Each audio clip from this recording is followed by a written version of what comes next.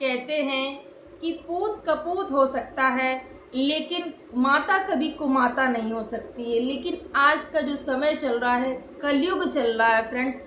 आज की जो मैं सच्ची घटना आप सभी के समक्ष बताने जा रही हूँ, एक कलयुग माँ की कहानी है। जिस माँ ने अपने बच्चे को जन्म दिया, उसी माँ ने किस कदर अपने बच्चे की ऐसी निर्मम हत्या करवा दी कि जिसको सुनकर आपकी रूह कांप जाएगी। आप सोचने के लिए मजबूर हो जाएंगे कि कोई माँ भी ऐसा कर सकती है। आखिर क्यों माँ ने अपने बच्चे की हत्या करवा दी, जानने के लिए बने रहेगा फ्रेंड्स मेरे वीडियो में। आप सभी को मेरा प्रणाम। मैं सरिता राठौर। कैसे हैं आप सभी फ्रेंड्स? आज की जो मैं सच्ची घटना आप सभी के समक्ष बताने जा रही हूँ, उत्तर प्रदेश के उन्नाव के अजगैन थाना क्षेत्र के जो दरबारी खेड़ा गांव है, वहाँ का है। वहाँ की आरफा बेगम रहती हैं। आरफा बेगम उनका जो बेटा था नदीम के साथ में रहती थी। नदीम एक कपड़ा व्यापारी था, कपड़े की दुकान पर काम करता था। उनके जो मामा थे, उनके मामा ताहिर हुसैन, उनके घर के पास में बेगमपुरबा में उन्होंने दुकान कर रखी थी। नदीम ने अपने घर का जो खर्चा वो सब नदीम उठाते थे। माँ और बेटे दो ही थे घर में। इसके बाद में उनके यहाँ पर, नदीम के यहाँ पर, जो उनकी जो माँ अकेली रहती थी, उनके यहाँ पर एक अजमेर के रहने वाले हाशमी अली, तो हासम अली जो होते हैं, उनके साथ में उनकी माँ का प्रेम प्रसंग चल रहा था। हासम अली हमेशा उनके घर पर उनका आना जाना रहता था। बताती थी आरफा कि ये आपके पिता के बहुत अच्छे संबंधी हैं, जान पहचान वाले हैं, इस वजह से वो आते जाते रहते हैं। और अब आपके अब्बू नहीं हैं तो हम किसी से ऐसे ही थोड़ी रिश्ता वो कर लेंगे, हम उनसे बात नहीं करेंगे, अगर वो आते हैं तो हम मना कर दें क्या? माँ ये बात अपने बेटे को, नदीम को, बोल देती थी। धीरे धीरे जो बात होती आई गई हो जाती है।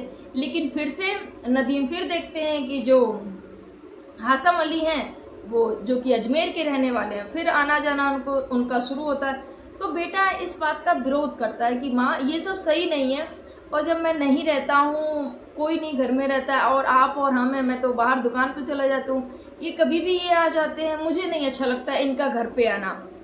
अब जब बेटा मना कर देता है यहाँ पर, तो जो आरफा होती हैं वो बोलती हैं प्रेमी के, बेटा मना कर रहा है, आप अब मत आइए, क्या करें।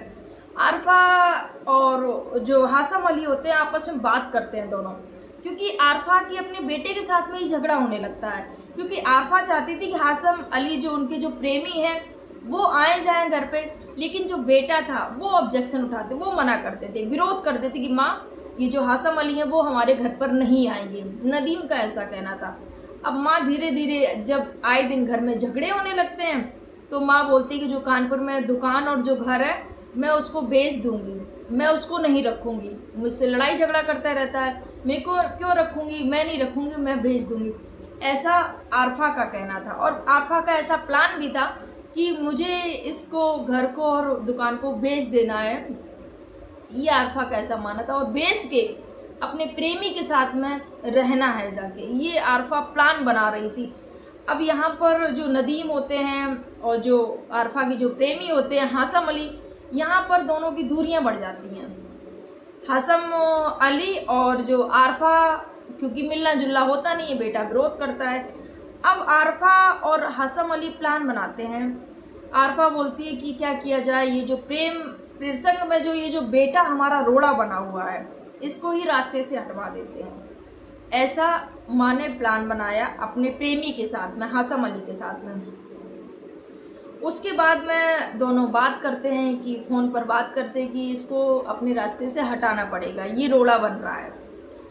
इसके बाद में वहाँ के राजस्थान के अजमेर के ही रहने वाला, राजस्थान अजमेर के रहने वाले एक सलीम से बात करते हैं। सलीम से 2.5 लाख रुपए में मारने की जो बात होती है, योजना बनाते हैं और 2.5 लाख रुपए में उसका सौदा कर देते हैं माँ प्रेमी के साथ में मिलकर। और प्रेमी यहाँ पर उस जो राजस्थान की, जो अजमेर के रहने वाले जो सलीम है, उनसे 2.5 लाख का सौदा करते हैं कि 2.5 लाख में रुपए दूंगा तुमको, और ऐसा ऐसा तुमको ये तुमको हत्या करनी है, ऐसे ऐसे करके पूरी प्लानिंग बनाते हैं ये।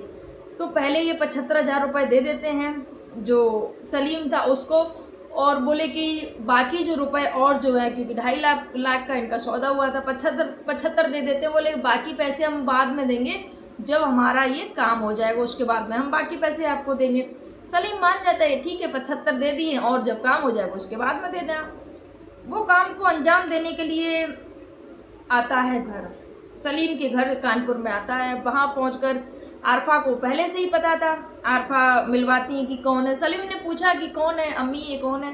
तो अम्मी ने बताया है कि ये रिश्ता बता दिया कि खाला के चाचा के, ऐसे करके रिश्ता, दूर का रिश्ता बता दिया कि उनके ये देवर लगते हैं, ऐसे करके रिश्ता बता दिए। तो माँ ने बोला कि बेटा इनको कहीं आसपास घुमा दो जाके। जो सलीम था उसने भी बोला कि हाँ भाई मुझे घुमा दो कहीं पर, क्योंकि मैं यहाँ पर नया नया आया हूँ, मैं राजस्थान में रहने वाला और मैं पहली बार यहाँ पर आया हूँ, तो मेरे दोस्त मुझे घुमा दो, क्योंकि उसी के हम उम्र का ये जो आया था सलीम, जो कि मर्डर करने, उसी की उम्र का था। तो मतलब कि ये घुमा दो। बोले ठीक है चलो हम घुमाते हैं। उसके बाद में माँ के कहने पर सलीम, और ये जो सलीम होता है दोस्ती कर लेता है नदीम से। दोस्ती करने के बाद में उनसे घूमने के लिए चल देता है। नदीम बेफिक्र था, रिलेटिव है, रिश्तेदार है कोई, तो इस प्रकार का कोई भी नदीम के अंदर मन में कोई ऐसी बात ही नहीं चली थी, कोई ऐसा भी प्लान कुछ हो सकता है मेरे लिए, क्योंकि माँ से ज़्यादा दुनिया में कोई नहीं। एक माँ अपने बच्चे के लिए हर शख्स से लड़ जाती है, और बहुत आपने देखा होगा कि मौत के मुंह से भी बच्चे को खींच के ले जाती है। माँ जब एक बच्चे को जन्म देती है तो उसका एक खुद का नया जन्म होता है, एक दुनिया ही बदल जाती है एक लड़की की जब वो माँ बनती है। लेकिन आजकल इन कलयुगी माँ बोलेंगे, जिसने अपने बच्चे की इस ऐसी प्लानिंग कर दी प्रेमी को पाने के लिए। ये प्रेमी नहीं, ये हवस बोलेंगे, क्योंकि ये कोई प्रेम नहीं है कि एक जो कलेजे का टुकड़ा है उसको ही रास्ते से हटा दो और अपनी हवस पूरी करने के लिए आप मौज मस्ती अय्यासी के लिए निकल जाओ। ये कैसा प्रेम है? ये कोई प्रेम नहीं है। यहाँ पर जो सलीम बोलता है नदीम से कि चलो घुमाने की, तो सलीम नदीम ले जाने के लिए तैयार हो जाता है। नदीम बाराबंकी देवा शरीफ ले गया, बाराबंकी देवा शरीफ में ले गया। उसके बाद में वो क्या करता है कि प्लान बनाता है कि कैसे कैसे करके, क्योंकि चाकू उसके पास में था, कि कैसे करके मौका पाते ही इसकी हत्या की जाए।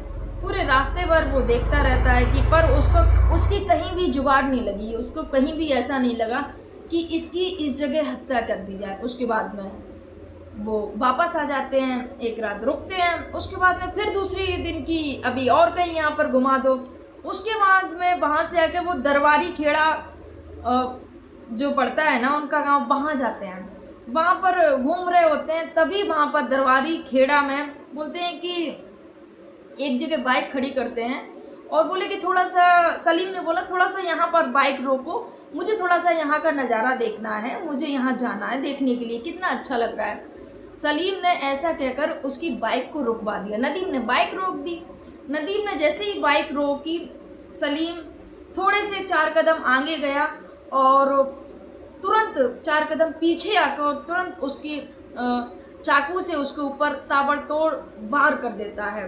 वो सलीम नदीम अपने आप को संभाल भी नहीं पाता है, वो इतने चाकू से वार कर देता है कि नदीम की मौके पर ही मृत्यु हो जाती है। और जब नदीम की मौके पर मृत्यु हो जाती है, उसके बाद में क्या करता है सलीम कि उसके बॉडी को डब्बे में पैक करके, सोचिए डब्बा कहाँ से, पहले से ही प्लानिंग रही थी लोगों की, तो डब्बे में पैक करके उसकी बॉडी को कुएं में फेंक देता है।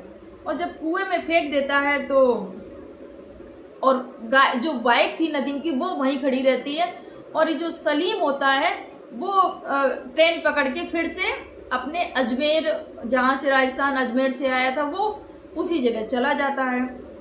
उसके बाद में यहाँ पर जब माँ परेशान, माँ बोलती है कि मेरा बेटा नहीं आया है, पता नहीं कहाँ चला गया है मेरा बेटा, अभी तक नहीं आया। उसके बाद में जो नदीम के जो मामा होते हैं वो भी परेशान हो जाती है, आखिर मेरा भांजा कहाँ गया है। FIR दर्ज कराते हैं जाके कि ऐसे ऐसे करके मेरा भांजा लापता है, उसका कोई पता नहीं चल रहा है। जब रिपोर्ट दर्ज कराई तो पुलिस भी छानबीन में लगती है, आखिर कहाँ गया है कहाँ नहीं गया। तभी 6 जून को पुलिस को एक अज्ञात लाश मिली। एक व्यक्ति जाता है कुएं के पास में और उसने देखा कि इसमें कुछ पड़ा हुआ है, देखा तो वहाँ पर खून भी काफ़ी पड़ा हुआ था, क्योंकि जब मर्डर किया उससे चाकू मारे तो बहुत ज़्यादा खून पड़ा, तो बाइक पड़ी हुई थी। तुरंत वो व्यक्ति पुलिस को कॉल करता है। जब उसने पुलिस को कॉल किया, पुलिस तुरंत मौके वारदात पर वहाँ पर पहुँचती है और पहुँचने के बाद में पूरी घटना का वहाँ का मुआयजा लेती है। उसके बाद में पुलिस ने देखा, उस डिब्बे को निकाला तो उसमें लाश थी। उसके बाद में पुलिस ने देखा कि आखिर ये रिपोर्ट कहाँ, मिसिंग की रिपोर्ट कहाँ कराई गई है, और जो बाइक खड़ी थी उस बाइक का नंबर पुलिस ने लिया। उस नंबर को देखा तो जो बाइक का नंबर था, उनके घर पर सूचना दी गई कि ऐसे ऐसे करके आपकी बाइक और यहाँ पर बॉडी मिली है। जैसे ही बॉडी का पता चला तो घर वालों के पैरों तले ज़मीन खिसक जाती है, मामा के, क्योंकि एक भांजा था और वो अब इस दुनिया में नहीं रहा। उसके बाद में अब ये ब्लाइंड मर्डर था, आखिर किसने हत्या की ये पुलिस को भी नहीं समझ में आ रहा था। सब लोग परेशान थे। आखिर किसी से भी, नदीम की बहुत अच्छा जो स्वभाव था, अपने कपड़े की दुकान पर काम करना, किसी से कोई लेना देना नहीं, कोई लड़ाई झगड़ा नहीं, आखिर किसी से दुश्मनी नहीं थी। किसने आखिर नदीम की हत्या कर दी? ये ब्लाइंड मर्डर था। सोच सब लोग परेशान है, किसने किए क्या।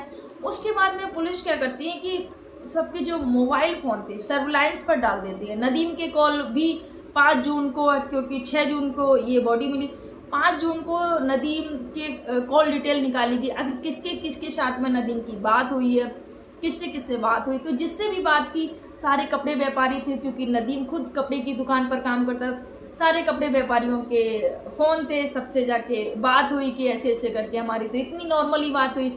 उसके बाद में पुलिस के पास सर्विलांस पर एक नंबर आता है जो कि राजस्थान का अजमेर का होता है। जब वो नंबर आता है तो पुलिस को कुछ सुराग लगा कि कुछ ना कुछ तो है इसमें, आखिर ये नंबर यहाँ पर कैसे आया। उसके बाद में पुलिस ने उससे बात की कि तुम कौन, कहाँ से? सलीम। उसने बोला कि हम सलीम हैं। पुलिस ने उससे जब कड़ी पूछताछ की और बताया तो फिर वो जो सलीम था सारा कुछ कबूल कर देता है कि हाँ ऐसे ऐसे करके हत्या की और मुझे इसकी सुपारी दी गई थी। और ये जो हत्या है माँ आरफा और हासम अली प्रेमी और वो जो नदीम की माँ है उन्होंने ही करवाई है। उन्होंने मुझे 2.5 लाख ऑफ़र दिए थे कि 2.5 लाख मैं तुम्हें रुपए दूंगा, और हत्या करने के बाद में जो पूरे पैसे भी नहीं। उसने क्या किया था, सलीम ने फ़ोन ही इसलिए किया था क्योंकि उसको पैसे लेने थे। 75,000 तो रुपए मिल गए थे उसको, सलीम को, लेकिन जो बकाया पैसे थे वो नहीं मिले थे। इस वजह से सलीम ने कॉल किया। जब सलीम ने कॉल किया तो पुलिस ने पहले से ही नंबर सबके सर्विलांस पे लगा रखे थे। तो तभी ये जो घटनाक्रम, इसका ये जो कांड हुआ है पूरा, इसका खुलासा हुआ जाके। फिर माँ को जब गिरफ्तार किया गया, कानपुर से माँ को लाया गया, सलीम को वहाँ से लाया गया राजस्थान अजमेर से, और जो हासम अली थे उनको भी गिरफ्तार कर लिया गया। माँ से जब पूछा गया तो माँ जितना भी जो भी ये जो घटनाक्रम है सारा कुछ बयां करते हैं। सलीम भी कबूलते हैं और जो हासम अली हैं वो भी अपने गुनाह को कबूल कर लेते हैं कि हाँ मैंने ही हत्या करवाई है। फ्रेंड्स, ये जो घटना फ़िलहाल गिरफ्तार करके उनको जेल भेज दिया गया है। ये जो घटनाक्रम सुनाने का उद्देश्य किसी को आहत करना नहीं, किसी को परेशान करना नहीं, किसी को दुख पहुंचाना नहीं, बस आपको जागरूक करना। तो बस महिलाओं से आज फिर मैं यही बोलूँगी कि मेरी बहनों, मेरी माताओं, चरित्रवान बनिए। इस माँ ने जो किया है, कलयुगी पत्नियाँ भी हो रही हैं, आज ये कलयुगी माँ भी हो रही हैं कि ये जो रिश्तों को तार तार कर रही हैं कुछ चंद दिनों के प्रेम के चक्कर में पड़कर। और ये प्रेम नहीं है, ये ओनली इसको हवस बोलेंगे। प्रेम जो माँ अपने बच्चे से प्रेम ना कर सकी, जिस पति से शादी हुई, चलो अगर वो पति ने तो बच्चा तो था, बच्चे के लिए माँ पूरी दुनिया होती है, और बच्चा एक माँ पर आंख बंद करके विश्वास करता है। लेकिन यहाँ पर एक बच्चे को उसकी ही माँ ने मरवा दिया। बहुत ज़्यादा दुख भरी ये कहानी थी। जब सुनी तो रोंगटे खड़े हो जाते कि एक माँ अपने ही जवान बेटे को अपने प्रेमी के लिए मरवा देती है, अपनी अयाशियों को पूरा करने के लिए। तो फ्रेंड्स, आपके क्या विचार है कमेंट जरूर करिएगा। आप सभी को मेरा प्रणाम। जय हिंद, जय सिया राम, राधे राधे।